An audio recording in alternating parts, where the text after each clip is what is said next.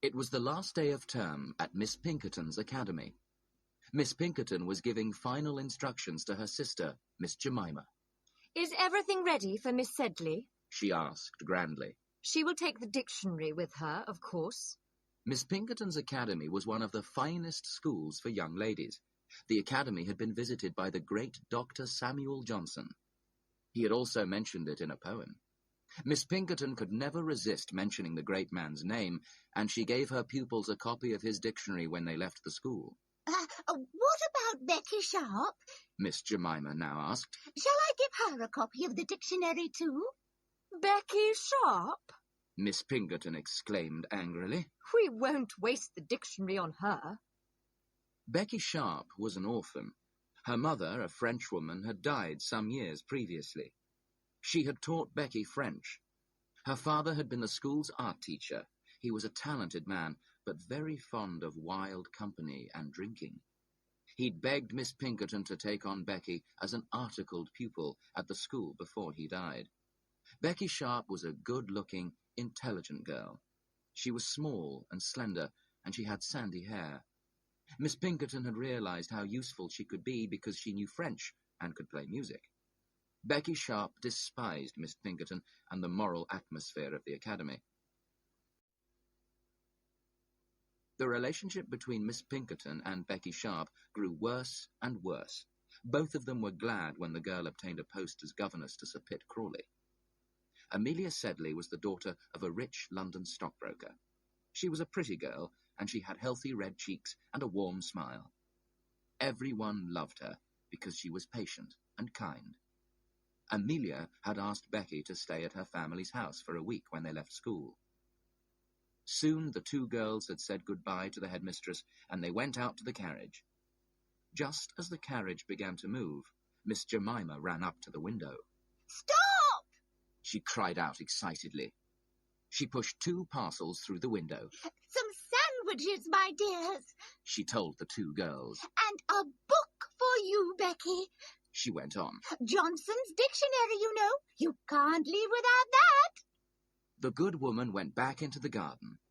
She had defied her sister for once, but she was sure she'd done the right thing. The carriage drove off.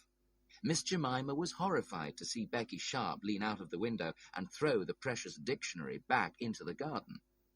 Mr. and Mrs. Sedley were delighted to have their daughter back home, and they gave a kind welcome to her friend Becky as well. Amelia's older brother, Jos, was also at home. He had recently returned on leave from India, where he had an important and lucrative post in the East India Company's civil service. Jos Sedley had lived a very isolated life in India, and he was terribly shy of women. He was also extremely vain and dressed in the latest fashion. This made him look rather ridiculous as he was very overweight. It did not take long for Becky Sharp to understand Jos, and a certain idea began to take shape in her mind. She hated the prospect of working as a governess.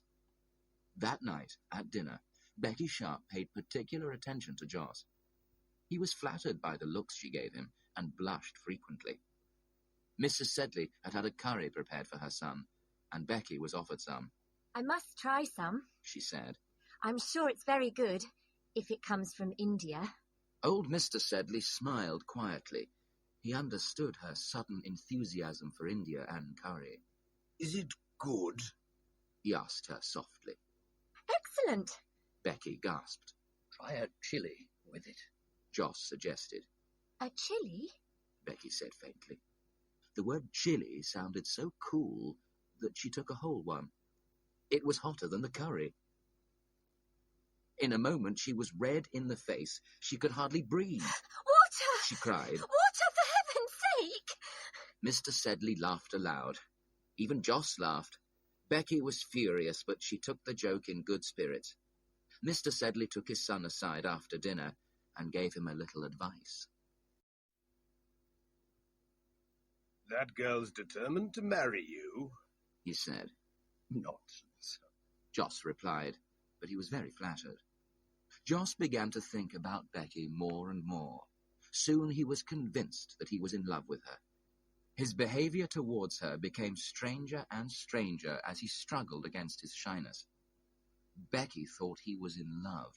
Perhaps he might ask her to marry him. The future looked bright for her. There were two other frequent visitors to the Sedley household during Becky Sharp's stay there. They were two young army officers, William Dobbin and George Osborne. One evening, all the young people decided to go to Vauxhall Gardens together. Amelia was very excited because she was in love with George Osborne. He was a good-looking young man, and he was Mr. Sedley's godson. William Dobbin and George had been to the same school, and they were close friends. Dobbin was not as good-looking as his friend. He was tall and very shy. George and Amelia had known each other since they were children. Their families expected them to marry. Becky was sure that Joss wanted to ask her to marry him.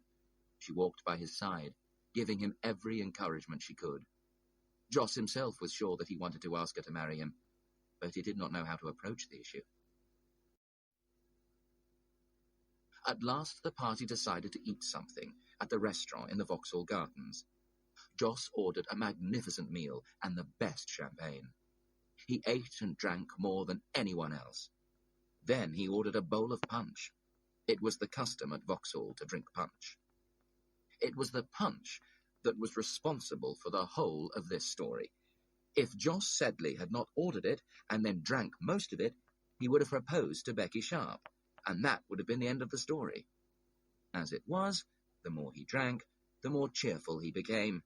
He began to sing, and this made people laugh. George Osborne was embarrassed. "I think we should leave," he told the girls. They stood up to go. "Stop, my dearest diddle, diddle, darling," Joss cried out to Becky. He seized hold of her waist. Becky could not free herself, and Joss held onto her tightly and resumed his song. Dobbin succeeded in freeing the unfortunate Becky. He took Joss back to his lodgings, and George Osborne took the girls back home. Becky and Amelia were sure that the moment had come for Joss to propose to Becky, after his behaviour the night before. Joss, meanwhile, woke with a terrible headache. He did not remember everything that had happened the night before, but he was terribly ashamed of himself.